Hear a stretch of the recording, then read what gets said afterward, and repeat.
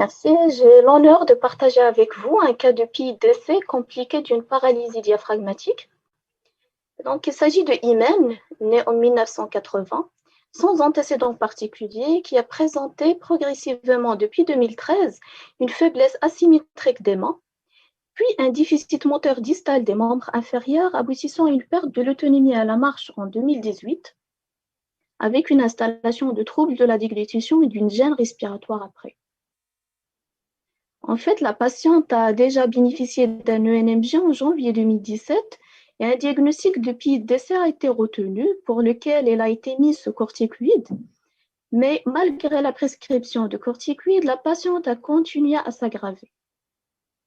Donc, Imen a été vue en février 2019 par professeur Bilouk et l'examen neurologique a montré un steppage à la marche, une tétraparésie proximo-distale symétrique prédominant en distal avec des réflexes à milieu 4 membres, une amyotrophie modérée des mains et des jambes, une sensibilité normale, une atrophie de la langue et une dyspnée aggravée par le décubitus.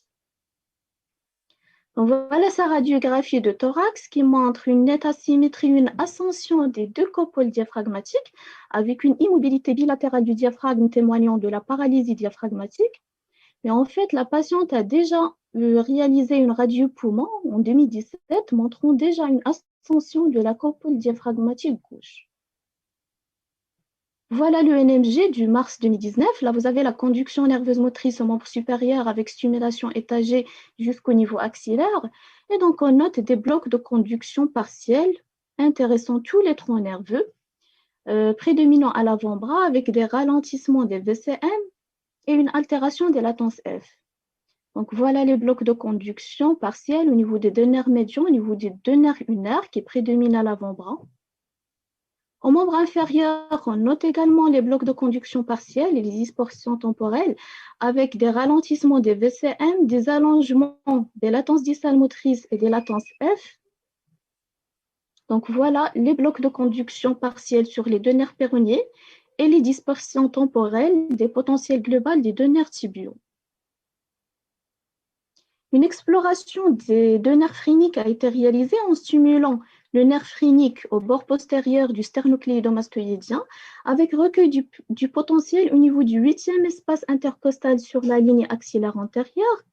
Et donc, on a objectivé un allongement des latences distales motrices des deux nerfs phréniques qui est plus prononcé à gauche, indiquant une atteinte démyélinisante des deux nerfs phréniques. La conduction nerveuse sensitive aux quatre membres a montré une diminution des amplitudes sensitives aux membres supérieurs avec une conservation du sérou, ce qui est évocateur d'une PIDC. Et donc, au total, on a conclu à une polyneuropathie remplissant les critères de démyélinisation à prédominance motrice avec de nombreux blocs de conduction partielle en faveur du diagnostic d'une PIDC à prédominance motrice, avec l'atteinte démyélinisante des deux nerfs phréniques. Donc, tous les bilans biologiques réalisés étaient négatifs et aux épreuves fonctionnelles respiratoires sur la courbe début-volume et sur la plethysmographie, on note un syndrome restrictif sévère avec une capacité pulmonaire totale à 58% et une capacité vitale à 32% de la valeur prédite.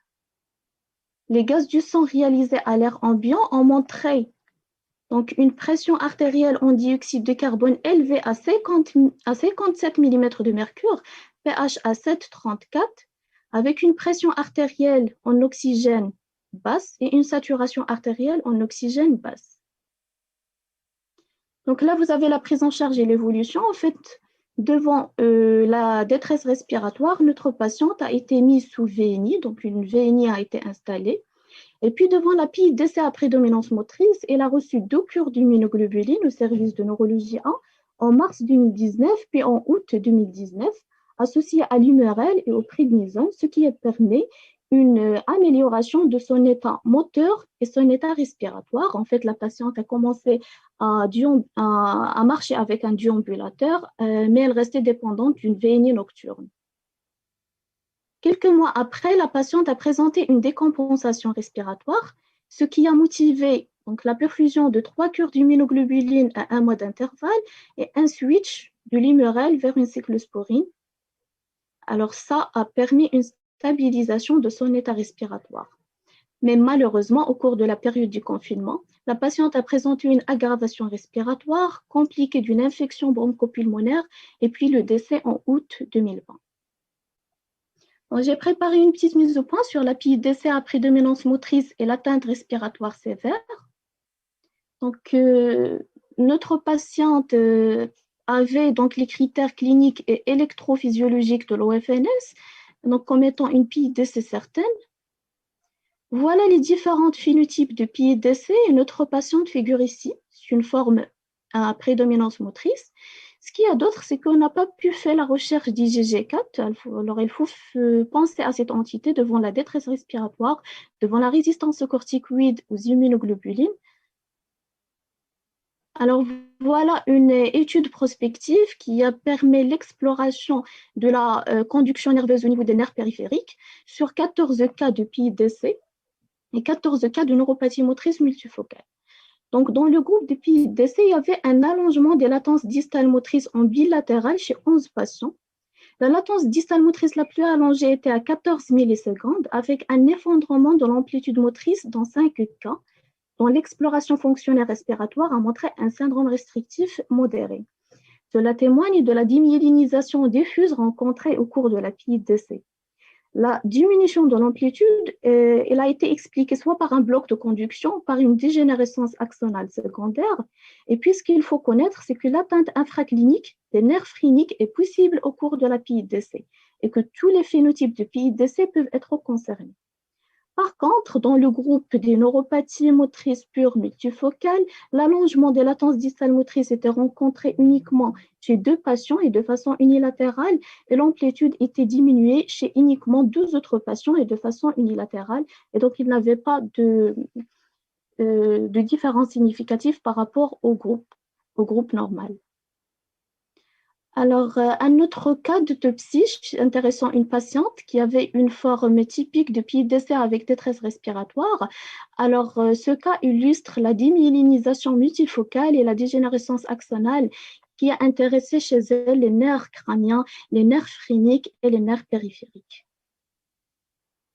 Une autre étude récente, très intéressante, et qui a rassemblé 10 cas de PIDC à prédominance motrice et 7 cas de PIDC forme motrice pure, et qui a montré que 75% des cas étaient sensibles aux immunoglobulines. Par contre, seulement 20% étaient sensibles aux corticoïdes. Donc, concernant la prise en charge des formes motrices, des formes à prédominance motrice, il est recommandé de débuter les immunoglobulines le plus tôt possible. Il faut connaître que ces patients peuvent se détériorer sous corticoïdes. Enfin, ce qu'il faut retenir, c'est que la PIDC reste une étiologie du paralysie du nerf phrénique à cause de la démyélinisation diffuse et que la sévérité de la pathologie est essentiellement liée à l'atteinte bilatérale avec une symptomatologie plus marquée en décubitus dorsal. Devant une PIDC à prédominance motrice, il faut débuter au plus vite les immunoglobulines. Ce sont des cas avec corticorésistance où elles peuvent même s'aggraver sous corticoïdes. Merci. Merci, Dr.